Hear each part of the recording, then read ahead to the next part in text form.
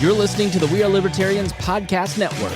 Find all of our shows at wearelibertarians.com. Welcome to the Chris Spangle Show. Thank you so much for joining me. And today we are talking about the proposed gun control laws that are working its way through Congress.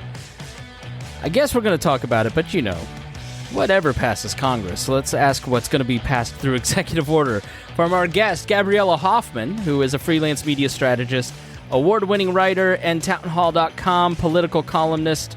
She hosts the District of Conservation podcast and CFACT original video series, Conservation Nation, one of my favorite people to follow on Twitter. And she's also a Young Voices regional leader. And Gabriella, you just got appointed as a senior fellow to the Independent Women's Forum. And I wanted to ask, what is that? Can you tell us a little bit about that before we get started? Absolutely, and thank you for having me. We've been connected a long time now. It's good to pollinate. Our buddy Rimzo always says, "Oh, you should talk to Gabriella," and over at On the Run. So make sure you check out his podcasts with you. They're all great. Yes. Yeah, Remzo is a good friend and a former client. I helped him become a bestseller on Amazon. He likes to think that I had a big part in that. It was just a strike of luck. We got him featured on Daily Wire. That was shared by Ben Shapiro. He had a good book at the time, of course, Stay Away from the Libertarians, and kind of a nod to the liberty movement. And it did really well. So I was really grateful that I was able to help him.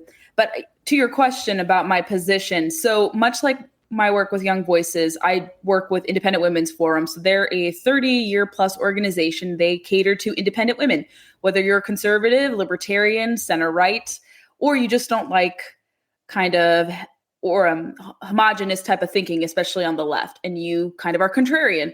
So it welcomes all women's perspectives, and we cater to women. I specifically focus on economics with respect to labor issues, also environmental and conservation issues, and I just adopted ESG and cryptocurrency as part of my portfolio. So you'll see your listeners, if they have followed my work or if they are going to learn about my work more, they will see my coverage on those two additional issues as well throughout the course of my senior fellowship with them. But I just finished out a year with them where I was focusing a lot on different issues, published a policy paper.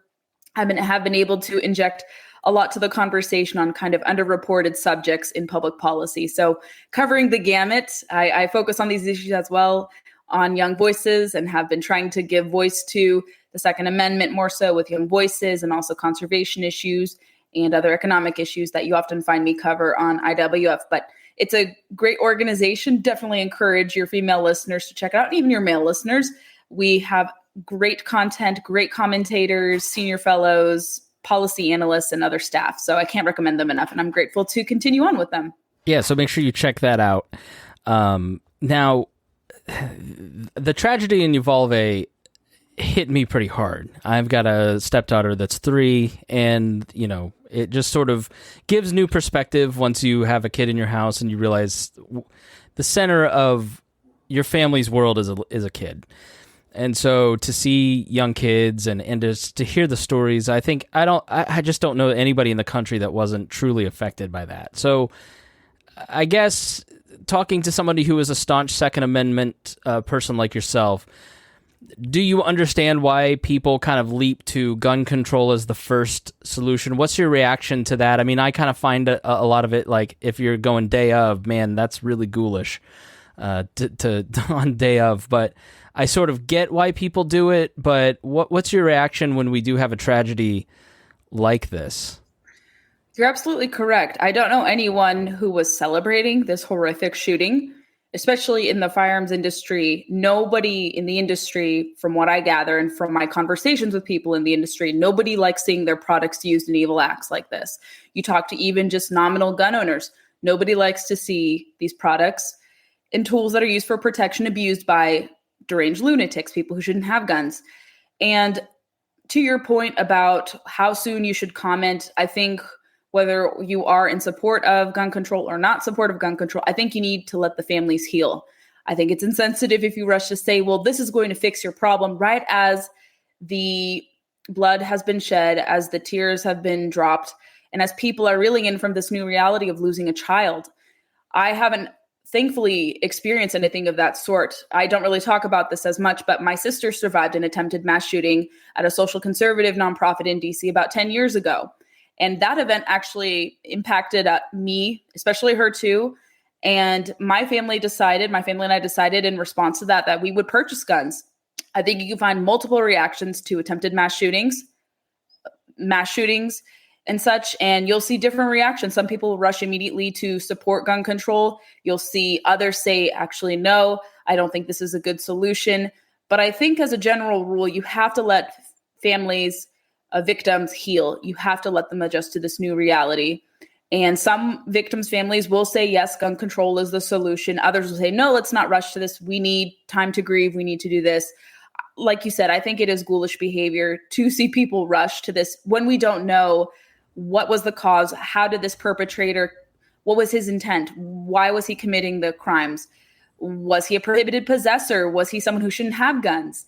So a lot of questions arise whenever these mass shootings happen. Oftentimes, these killers are on people's radars. This guy was on police radar. And also, I think people can also be alarmed, if not more so alarmed, by the fact that the response to the shooting was quite pathetic by law enforcement. That's an understatement.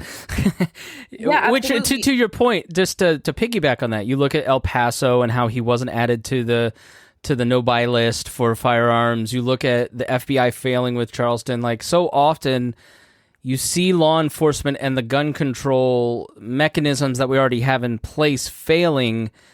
And it just doesn't engender a lot of confidence that we can give up more, like our own security to people who just so often fail. And why do more when you're not doing the bare minimum right?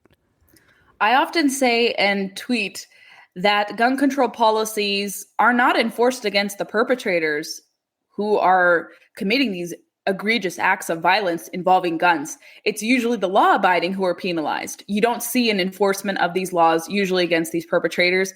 We see in many cities where gun control policies are very, very strict. It's very hard to obtain guns legally.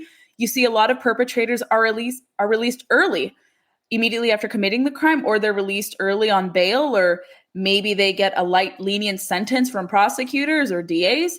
And so people have to wonder whether it's law enforcement not going in and stopping a mass shooting as it's happening, or whether it is these prosecutors or DAs who are letting these people out early from jail, people who are prohibited possessors or people who are committing violent acts of crime involving guns. I think the American people won't have trust in supporting gun control. And you see time and time again with each month, the National Shooting Sports Foundation always sends me emails or keeps reporters like myself updated with statistics on background checks through the NICS system and gun purchases. And every month, since the pandemic had started to unfold, you see a historic number of background checks processed, guns purchased legally, and more people, especially from diverse backgrounds, purchasing firearms, going through the background check system because they see that law enforcement's not reliable in many cases, or they can't rush to their defense. It takes 8 to 10 minutes maybe for law enforcement to come to your house, and your life and moments between life and death matter within a minute or seconds. And so people realize they have to sometimes put the situation into their own hands. They can't rely on law enforcement if it comes to those mere seconds between life and death. And mass shootings, again, bring about these conversations about gun control and maybe hardening schools and different policies. And I think where you can bring people together is not so much creating more laws. We have a lot of laws. Actually, someone pointed out to me recently that I don't know if it's scientific, but there is kind of an anecdotal argument to say that with each year, as more laws that make it harder for people to obtain firearms have been introduced, crime has gone up. A lot of people say that 50, 60 years ago, people used to bring guns to school if they're going hunting or they're doing a shooting sports club, and mass shootings were not common. They were quite rare events if they ever happened back then. And so people attribute it to other factors explaining why these mass shootings are happening. I think something came out today in an article that said that these are would-be suicidal individuals who are committing these acts in the public, and that more mental health measures have to be addressed. But yeah, there is a lot of definitely heated rhetoric out there. A lot of people simply want to say banning guns is the solution. But if you look to see in cities where crime has spiked, or in states where there are more vulnerable people to different types of violent attacks involving assailants using guns, it's largely in areas where there's lots of gun control. And like I said earlier, I have been criminals are never prosecuted. Yeah, I've been amazed. Kind of, we moved downtown, sort of. I'm within a 20-minute block of the Circle of Indianapolis. It's a very mixed neighborhood. Pick your demographic factor: race, age, color, creed, religion, right? And I'm amazed at the amount of gun ownership here. The white libertarian couple are playing catch up. Like it's so I feel like we have just this culture war kind of dividing line, as if, only rural conservatives wearing MAGA hats own guns. And that has not been my experience living here over the last few months and having conversations with my neighbors and kind of understanding their perspective. And yeah, what it comes down to is the police aren't really going to do anything for you because they've lived here for 20 years. They know. Which kind of makes you think, but it's the same in rural areas, right? Like they're not going to be able to get out to you very quickly. So yeah, I think gun ownership for personal protection, I think I've definitely seen that spike anecdotally in my life. But that's not what we're talking about, Gabriella. We're talking about weapons of war with lungs being punctured by 9mm, just blown to bits. Matthew McConaughey today, saying only shoes were the way that they were identifying victims, which I have no idea if he's telling the truth or not. It really, watching Matthew McConaughey, an actor, talk from the press podium at the White House was unmoving to me and theatrical as opposed to influential. You're big into conservation and hunting and fishing and have experience with guns that I just don't have, to be quite frank. So when I see some of these over the top things said, I'm probably like most people. I go, wow, you can blow somebody's lung out with an AR-15. Like, how do you hear that? You talk to most people, whether they're recreationally shooting or hunting. And I want to preface this and remind your listeners that the Second Amendment is not about hunting like we hear the president claim. There is a connection, however, through funding, conservation funding, where mostly guns and ammunition, the excise taxes collected, do go to conservation efforts. That's the only connection, but the Second Amendment is not a guarantee of hunting. There's also a separate right to hunt. Amendments passed through individual state constitutions that safeguard your right to hunt. But those are two separate topics. But having some familiarity, and I don't get to go outdoors or more so recreationally shoot as much as I'd like to, but in the better part of the decade I've been covering this beat, I've immersed myself in shooting sports. I have gone to different events across the years. In the last few years, I've gone to media events where different gun manufacturers invite me to come test their products. I went to one such thing with BPI Outdoors, which owns several companies, CVA, muzzle loaders, and also a few other brands as well. And I got to test guns for myself, and they were telling me that the AR-15, when you're shooting with that, it's not really as dangerous as people like to paint it to be. A modern sporting rifle like that is not as comparable to, let's say, a true assault rifle, a fully automatic weapon that is used in war. It actually is pretty safe for civilian use. And so when you see NPR say, well, it'll explode your lungs, I've never heard anyone tell me when we're talking ballistics. I mean, when you're target shooting, you're not talking about trying to aim people for the most part, unless you're doing a self-defense course where you have to prepare for kind of like situational awareness. But if you're just recreationally shooting, people will just talk on the offhand about how powerful ballistics wise, let's say a 9mm or a 203 round or a 308 round is, or a 238 round, excuse me. And they'll tell you when it enters, it may be bigger, but when, let's say you have an exit wound and you're comparing between the two, let's say President Biden talked about a 9mm, which is used in most handguns. The exit wound is really small in comparison. I think a 10mm is a lot more powerful. And I've used a 10mm bullet, I think, for the deer I harvested in Wyoming a few years ago. And that had a pretty big exit wound. And then the 45 caliber bullet is often one of the biggest exit wounds when you're assessing that, whether you're target shooting or doing similar activities. But you probably only want to do that for target shooting. But I've used the 10mm, and it's pretty close to the 45mm. I saw a chart recently about that. So people don't account for entry wounds and exit wounds, what you see in terms of diameter when you're target shooting. You can see how big these bullets are when you're shooting, and also if you're hunting as well, and see the impact they have. So I have never heard anyone say that your organs are going to liquefy using AR-15 rounds, of whether it's a 308 or a 238 or anything of that similar kind of diameter. You're not going to see that impact. So it's highly debatable among how powerful these ammunition rounds are when you talk to industry experts. But when you see categorizations like this from NPR, it goes to show that they have no familiarity. They've never shot them before. They don't talk to people who are often around ammunition and can deduce and tell you what those rounds are, how powerful they are, their impact. If it were to be directed at a human or even an animal, if you're harvesting an animal while hunting. So they come about it from kind of this really, really naive perspective. And they're creating more dangerous rhetoric when they're putting this misinformation out, when they're putting these lofty descriptors out. So, speaking from a place of, NPR-based information here, right? Like, what is an AR-15? Because I get messages of like, this is a really extraordinarily dangerous weapon.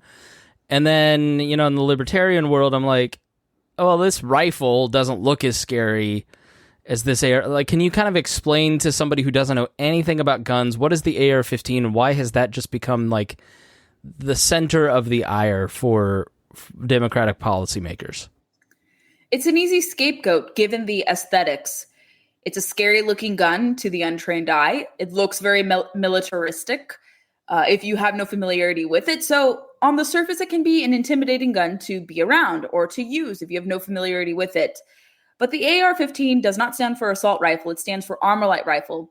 And the armor light rifle platform was first developed in 1954. Some people say it was a gun of the Nazis. That is wholly inaccurate. The company started 9 years after World War II ended. So it has nothing to do with Nazi Germany whatsoever. It's an American gun.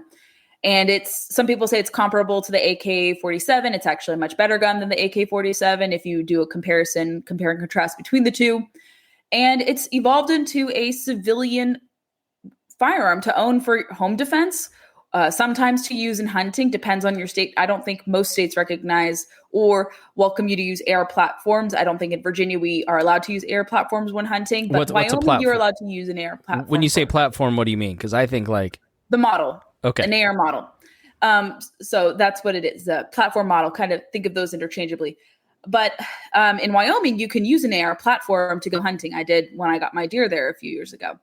And so like I said, it has a very scary appearance if you have no familiarity with it. But in terms of the mechanics of it, when you're shooting the gun, for the most part, let's say you pull the trigger, you're going to get one bullet out of your chamber coming from the gun into your target versus, let's say, fully automatic, where if you're pulling the trigger, you're getting a flurry of ammunition coming out. So that's the difference between, let's say, a fully automatic and a semi-automatic, which is what AR-15s are, the latter of which. And people, like I said, the aesthetics scare people. The people like to portray it in a negative light. And people say, well, this proliferation of AR-15s from 400,000 to over 20 million is so dangerous and it's so used heavily in crime. And you look at FBI statistics about criminal usage of guns, it's actually handguns that are the most commonly used firearm, despite the, let's say, coverage wielded towards AR-15s in coverage about mass shootings. You start to see them being used in mass shootings, but they're not the most commonly used weapon. I think after handguns and knives, even AR-15 or rifle platforms like the AR are used. So they're not as heavily used in crime, but the media likes to fixate, unfortunately, on their usage without painting the full picture of what guns are used. However, even though, let's say, the handgun is used commonly, I don't think that's a justification to ban it. But it's very interesting that it is singled out. It is scapegoated because people just don't know the mechanics of the gun. They've never shot it. It actually is a very useful firearm. I like it better sometimes than handgun shooting if I'm recreationally shooting. It prevents recoil. It's very easy to handle for the most part. Women, believe it or not, it was an article 9 years ago. A lot of news outlets were saying that women preferred the AR platform for home defense. It's a popular choice among women. It's a popular choice among men. It's even a popular choice among minority gun owners.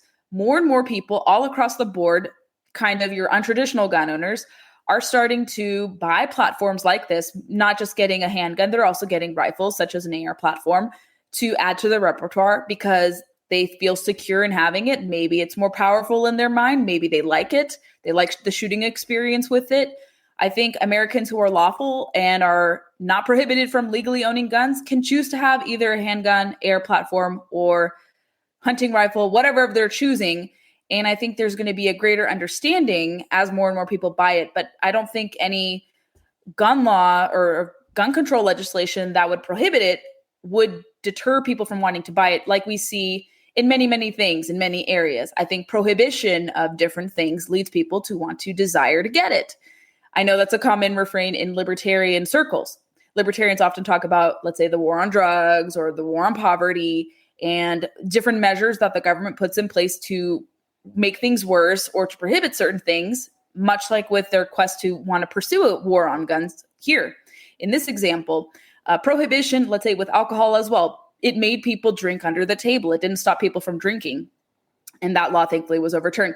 But similarly with guns, if you ban the AR platform, there's going to be an increased desire to get it, whether or not these regulators like it or not.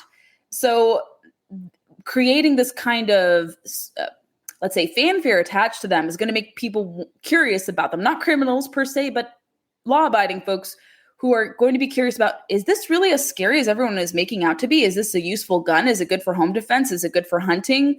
Is it good just to have for recreational shooting? I'm going to be curious about it. And I think, like I said, you're seeing more and more people across the years buying AR platforms because they see it is a effective tool in many, many ways, and that it's not as scary or as dangerous ballistics wise and also mechanics wise as the media makes it out to be. So that's kind of a long-winded response to your question. Yeah. So I was talking to somebody and kind of to piggyback off of that, they said, well, listen, there's, like when Australia confiscated all their guns, they had like 300,000 guns. I mean, it was nothing compared to our starting point of like 400 million, 500 million guns. So they acknowledge that you can't have a bunch of little Wacos going around trying to confiscate all those weapons. But let's just stop selling them. Like, at some point, Gabriella, you need to be honest that the problem is the guns. We have more gun violence here than anywhere else. So let's just stop the selling of guns. Whatever's made is made. Just put a 10-year moratorium on it. What do you say to that? I think that type of thinking can be easily refuted. Someone, I think statistician, recently compiled data comparing the United States with other countries where gun prohibitions are very common versus the United States. And he was able to pull together information that even though we own the largest arsenal of personal defense firearms, the United States only accounts for about 4-5% of crime globally, even with our large gun-owning populace. And he did a cross-comparative analysis between different countries where there was more gun control, and they had actually sometimes more instances of violent crime. There were just different tools used in lieu of guns.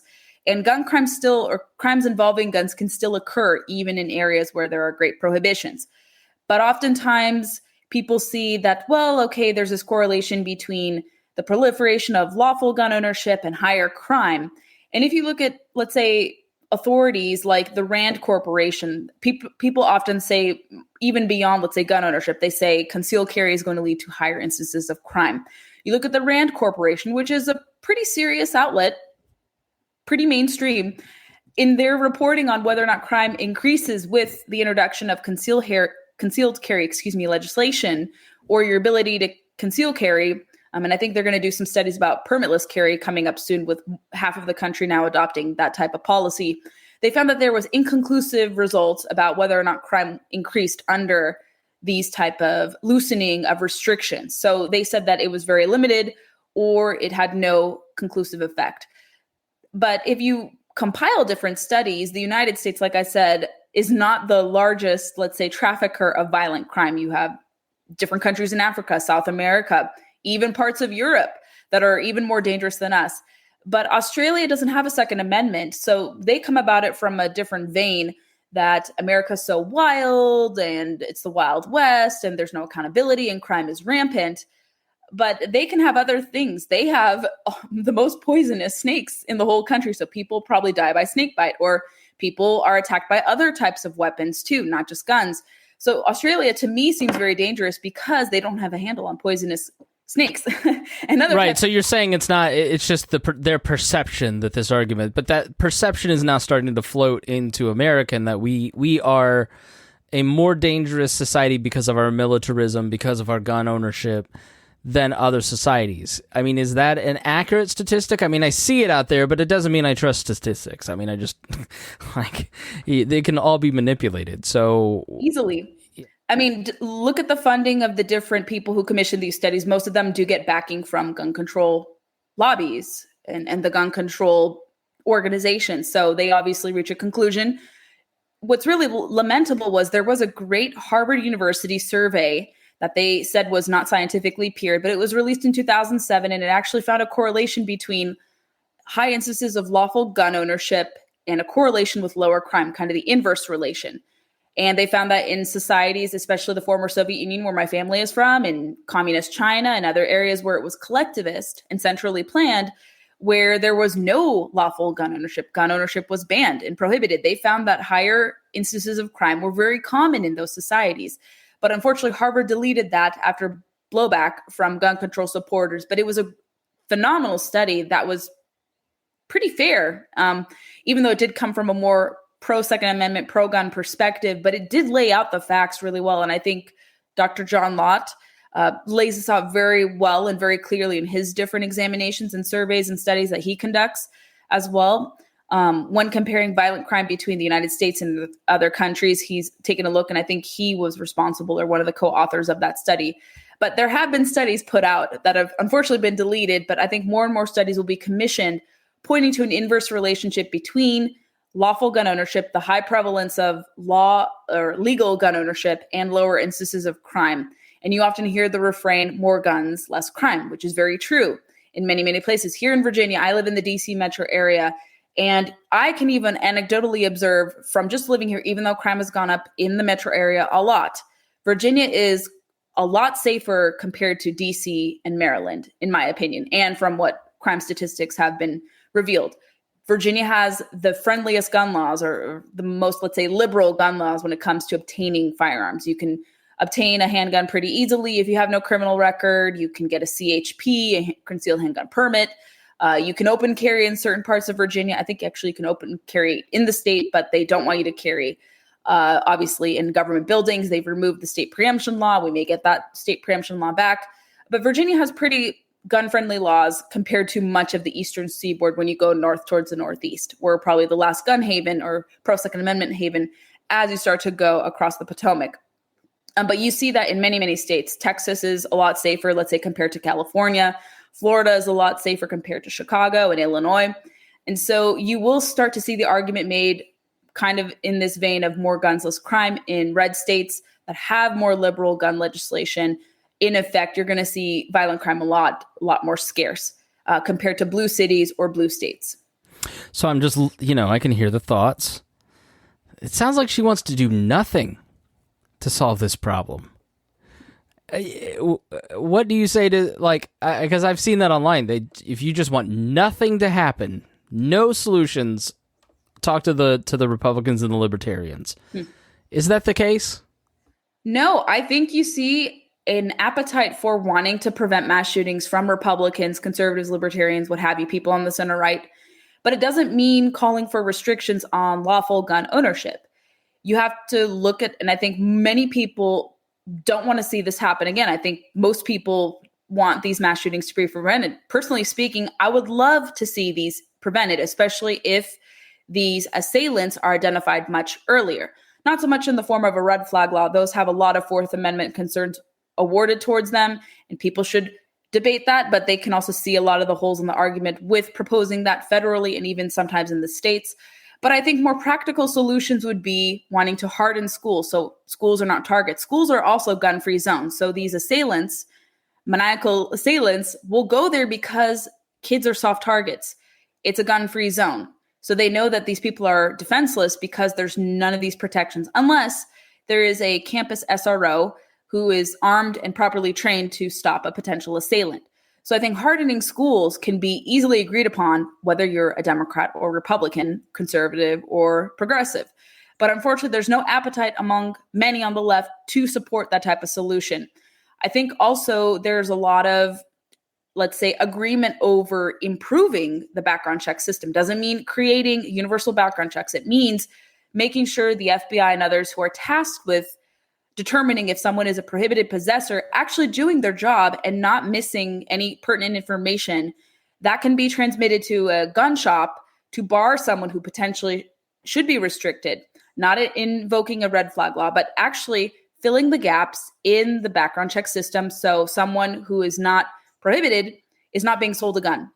And you don't need a regulation. It just is a matter of these law enforcement agencies actually doing their job to better identify potential assailants. Yeah, that's the thing that makes me crazy is that the local law enforcement knows these people, but then the local gun shop sells them. Who is the gun shop selling the guy the weapon, and who is the local police department dropping the ball on the, like, and, you know, this kid didn't have a lot of family to call anybody, right? But yeah, that's what I don't understand is why he was able to buy the gun. I would just think that in my experience, in my limited experience with gun owners, they do take this stuff really seriously. So, you know, how can we close that gap where somebody like this cannot go in and buy a gun? But I also recognize, like, there's not going to be a total solution to this. And if you had a gun registration, for instance, there's always going to be problems with that, and there's obviously privacy concerns with it too. So, I mean, how do you close that gap? I mean, that to me seems to be like the most important thing is loaned by local law enforcement, yet can buy a gun. We hear this. You've heard the expression, if you see something, say something. If people actually lived up to that motto, maybe some of these people can be identified. We saw in the Parkland shooting, for instance, the assailant was on law enforcement's radar. He had, 40 some odd different visits by law enforcement. He made threats online. He was a clear and credible threat. And there were also problems with, let's say, the educational system. He had gone through or kind of been looked over through, Obama's Promise program. And a lot of educators kind of passed on him. They didn't notice anything. Some people reported he exhibited some warning signs, but they kind of turned a blind eye and they transferred him to different schools. They didn't take care of the problem. They didn't discipline him. They didn't get him the help he needed. And it evolved into a horrific situation where he murdered lots of students. And hopefully he's going to be punished to the fullest extent of the law for his evil acts that he committed.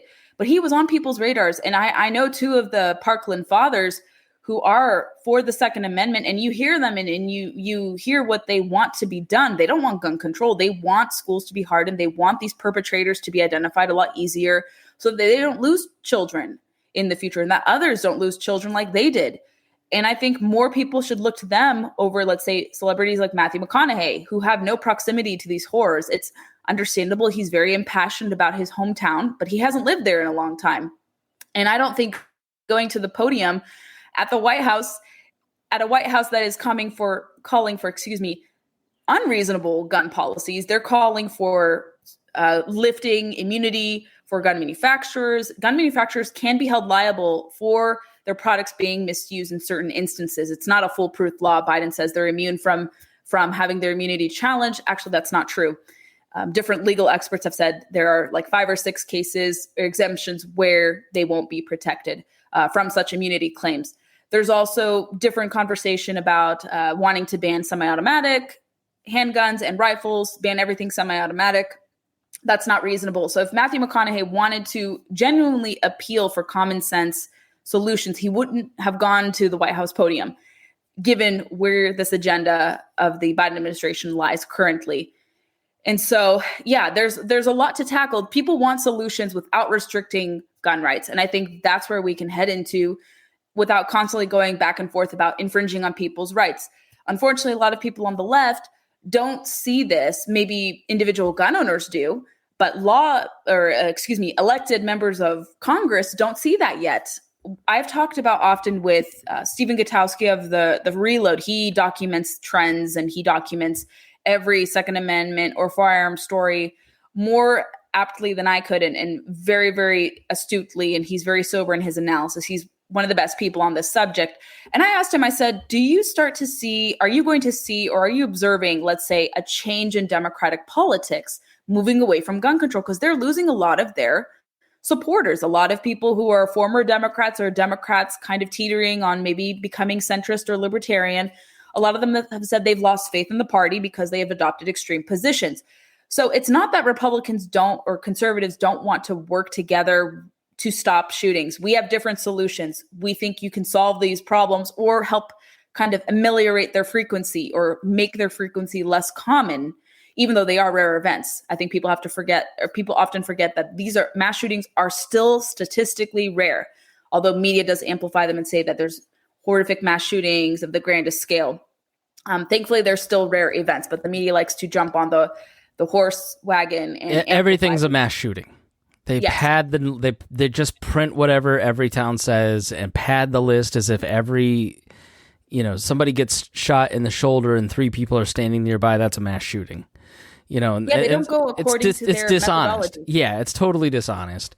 One final question, which was the whole reason I had you on, but it's been so interesting to hear some of these perspectives.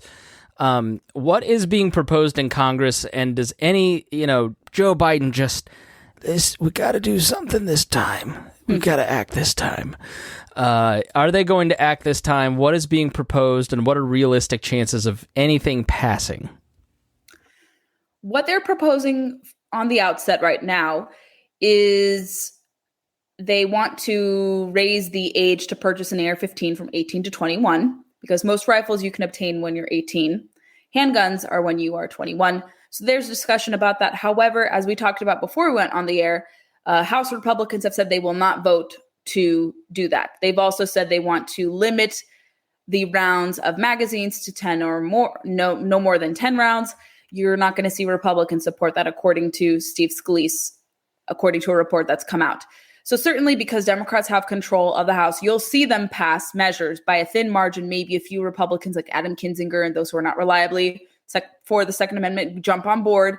But when it comes to the Senate, you're not going to see those measures pass, especially if it's centered around abolishing the filibuster. We've heard Senator Joe Manchin, who's generally in support of the Second Amendment and gun rights. He said he's open to banning AR-15s. But if it came to abolishing the filibuster, I don't see him supporting abolishing the filibuster to achieve a ban on AR-15s. What he builds is an assault rifle, but it's not an assault rifle, as I explained earlier. So it may make some movement in the House. That's where we are in terms of makeup in Congress versus, gun control advocates control the House of Representatives. It's kind of more divided in the Senate. But if we don't see anything in Congress, we may see some more directives that come from the White House. We may see more executive orders. Biden has said and put out executive orders and issued them saying that he wants to explore revoking immunity, the Protection of Lawful Commerce in Arms Act. He also wants to look to ban ghost gun kits, although the Nevada Supreme Court held that you can't ban so-called ghost guns because that violates Commerce Clause and also your First Amendment right and Second Amendment right to do lawful commerce engaged in kind of this space. So there is judicial precedent that said you can't ban ghost gun kits or so-called ghost gun or do-it-yourself gun kits because it infringes upon a company's right to be able to make lawful products. So we will see a lot of this stuff if it is done by executive action, perhaps challenged in the courts. We're still awaiting the Supreme Court case in New York State Pistol Rifle Association versus Braun before the Supreme Court that will overturn the remaining May issue laws that prohibit most people in blue states from obtaining or not presenting a case as to why you have to own guns. So in shall issue states, as you know, in Indiana is one of them. Virginia is also another. In 42 states, you don't need to have a clause to present as a reason for obtaining a firearm legally. So this court case will rectify, let's say, any gray area over whether or not you need to have a just cause for obtaining a firearm. Let's say your life is under danger. You don't need to say that your life is under danger. You could say, I just simply want one for protection purposes. You don't have to lay out the reason, much like you do in blue states and localities. So we have court cases. We may see some judicial action. We may see some executive orders be handed down. But with the midterms looming, I honestly don't see an appetite for gun control. We may see a lot on Twitter because Twitter is biased against the Second Amendment, unfortunately. But you look across the country and you talk to regular people, and that is not a priority on most of their minds. They are very concerned about inflation. They're very concerned about baby formula shortages. They're very concerned about paying high premiums on gas prices. So it's not a top issue to pass gun control, even in the event and wake of these horrific mass shootings. It's not on people, like I said, see the shortcomings with law enforcement not being able to defend and to fend off these different attacks by mass shooters. People are very concerned about not having their personal safety secure, and they see that gun control arguments don't work and gun control fails on its face. So people's priorities are not set on gun control, even though there's an appetite by this White House. And we'll see what comes from Congress. I think the president will be stopped in Congress if Republicans or Second Amendment supporters take control after November. Well, I've got so much more I want to talk to you about, but we're going to end it there. You're big into conservation. You're a person who pivoted from a lot of politics to just part-time 50-50 politics, as you said earlier. Tell people where they can follow you on all your different work and, little shameless self-promotion time, Gabriella. Yes, I am on social media, very visible there. I have blue check marks on Facebook, Instagram, Twitter. So jealous. But I think I earned it, unlike some of the journalists that just get handed it. But I worked my tail off, I could say. But I'm one of the good blue checks. I'm not going to look down my nose, and smite people. I try to be a good informer. So I'm a good follow, hopefully. And I hope some of your listeners and followers see that. But talking about these different issues, I host the District of Conservation podcast, as you mentioned. I'm also with Young Voices, a regional leader, and I still am a contributor for another month, and I may continue with the advanced tracks, doing more commenting with them. I also, like I mentioned, a senior fellow with IWF, great organization. You can follow my town hall column. My website is GabriellaHoffman.com. Find me on all those platforms, those mediums. And if you ever have any suggestions or you want to tell your story to all your listeners, I would be more than happy to take, let's say, offers or pitches to consideration. I always like to report on underreported subjects. So thank you for having me, Chris. It was nice to talk to you. It was great to talk to you. And listeners, if you got something out of this was a great little summation, great conversation. Share it with your friends. That's the best thing you can do. Thank you to all of our patrons. And we appreciate your time, Gabriella. Thank you for being with us. And of course, thank you for having me. Listener, we thank you for your time, and we'll see you again soon.